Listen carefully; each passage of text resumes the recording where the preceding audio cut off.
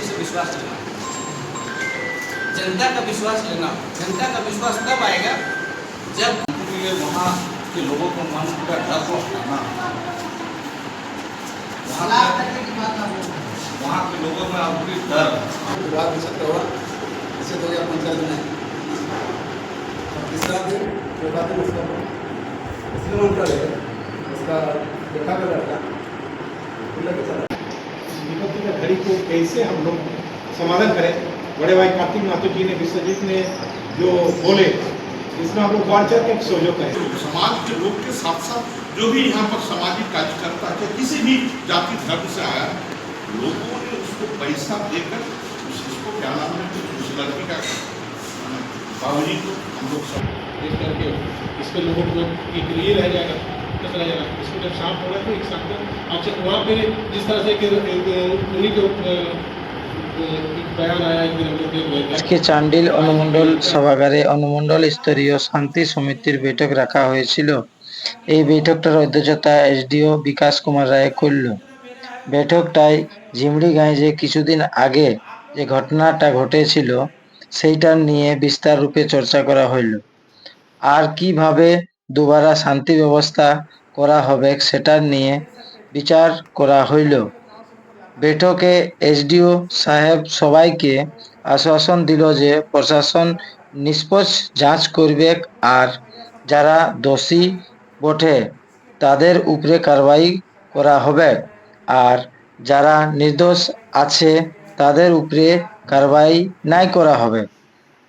বৈঠকে যত লোক ছিল সবাইকে অনুরোধ করল যে আগের মতন সবাই মিলে জুলে থাকো আর শান্তি বজায় রাখো।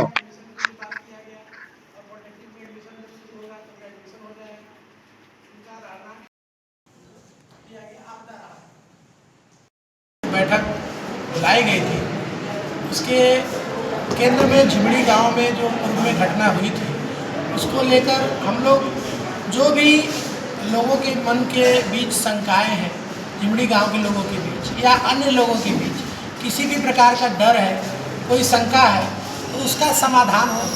दूसरा यह मुख्य मुद्दा था कि अगर कहीं गांव में हम लोग पुरातन जो व्यवस्था थी जो प्राचीन समय में जितनी समरसता के रूप से सभी लोग गांव में एक दूसरे में भाईचारा के साथ रहते थे उस स्थिति को पुनः हम लोग कैसे पूर्णतः बहाल कर पाए, उसमें और हम लोगों को क्या करना चाहिए, शांति समिति के मेंबर को क्या करना चाहिए, एक दूसरे के विचारों को जानने के लिए समझने के लिए सबको ये बैठक बुलाया गया। आए थी जो डर थी वो सबसे ज़्यादा जो उभर कर सामने आएगी किसी निर्दोष को जेल नहीं भेजा जाए, तो हमारे तरफ से और जिला प्रशासन की तरफ से पूरी तरह से आश्वस्त किया गया शांति समिति के मेंबर्स को कि कोई भी निर्दोष है किसी भी निर्दोष पर किसी भी प्रकार की कार्रवाई नहीं होगी।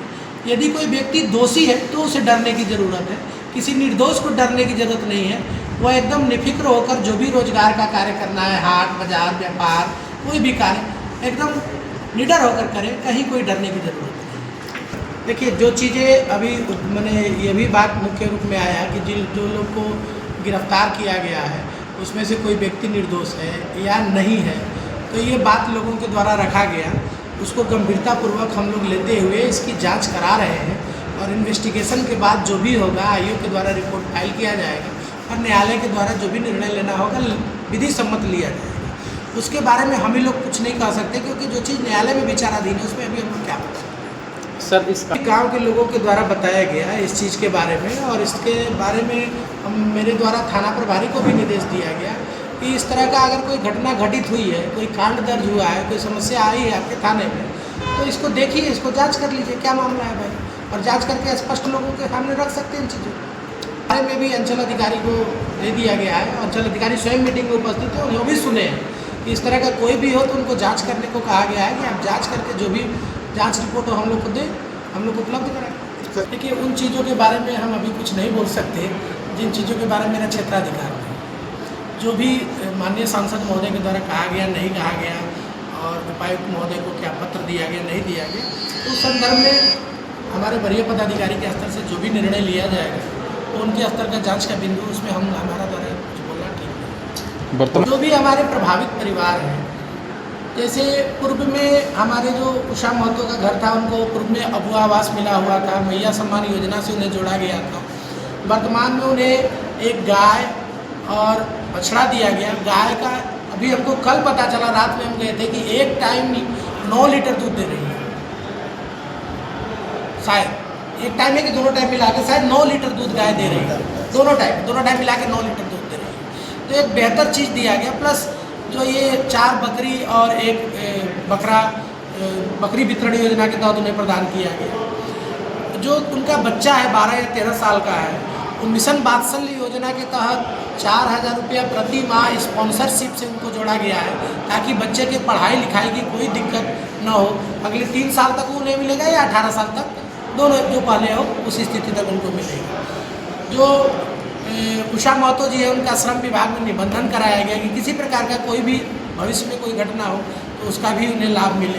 प्लस बच्ची का इच्छा था कि हम पढ़ाई करेंगे, तो हमारे उपायुक्त महोदय के द्वारा स्वयं बड़ी गंभीरतापूर्वक इसको चीज़ों को लिया गया और बोला गया कि नहीं, यदि तुम्हारी पढ़ने की इच्छा है तो जिला प्रशासन और सरकार इसमें जो है पूरी तरह आपको सहयोग करेगा।